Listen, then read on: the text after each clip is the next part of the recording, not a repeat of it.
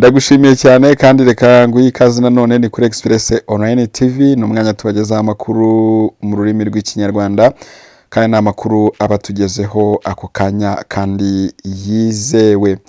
Nk'uko nigeze kubibabwira mu nkuru yabanje, Beneri yashyizeho igihe ntarengwa cyo guhinduza inote zishaje zakuwe ku isoko. Ni igihe buri munyarwanda wese atagomba kurenza. Nicyo tuje kureba, ni izihe note twabivuze, ariko ubu ngubu tugiye kubiva imuzi n'imuzingo. Ndaje ntujye kure. Ikaze nanone mu makuru yacu nk'uko bisanzwe, ariko reka ngusaba akantu kamwe, nyamuneka nkorera subscribe kugira ngo tujye tubana no mu bindi biganiro. Ndagushimiye cyane kuko ubikoze. Banki Nkuru y'u Rwanda yatangaje ko inote za 500, iy'igihumbi, ibihumbi 2 ndetse n'ibihumbi 5 zakozwe hagati ya 2004 na 2015 zitazongera gukoreshwa mu kwishyurana mu Rwanda nyuma y'amezi 12, bivuze ko zizava ku isoko kuva ku itariki ya 1 Werurwe 2027. Tugiye kureba ni izihe zitazongera kugaragara ku isoko. Wowe usabwa gukora iki hagati y'iki gihe? Nibyo tugiye kureba neza cyane. Izi note rero ni inote ya 500 yakozwe ku itariki ya 1 z'ukwezi kwa 7 2004, na ngenzi yayo yakozwe ku itariki ya 1 z'ukwezi kwa 1 2013, n'iy'igihumbi yakozwe ku itariki ya 1 z'ukwezi kwa 7 2004, ndetse n'iyakozwe ku itariki ya 1 z'ukwezi kwa 5 2015. Inote ya 2 yakozwe ku itariki 31 z'ukwezi kwa 10 2007, n'inote y'ibihumbi 5 yakozwe ku itariki ya 1 z'ukwezi kwa 4 2004, ndetse n'iyakozwe ku itariki ya 1 z'ukwezi kwa 2 2009 zizaba zitagikenewe gukoreshwa mu Rwanda. Nureba neza kuri izo note uraza gusangaho ayo matariki navuze haruguru. Izo note rero ntago zizaba zikemewe gukoreshwa ku isoko ry'u Rwanda.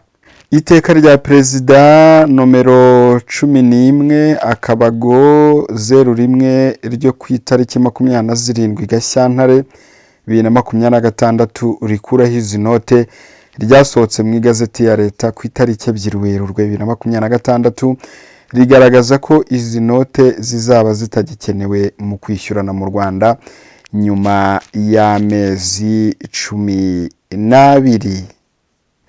Itangazo rya Banki Nkuru y'u Rwanda rivuga ko amezi 12 abarwa uhereye ku itariki 2 Werurwe 2026. Ku itariki 2 Werurwe 2026 nibwo iteka ryasohotse, n'ubundi n'iteka rya Perezida.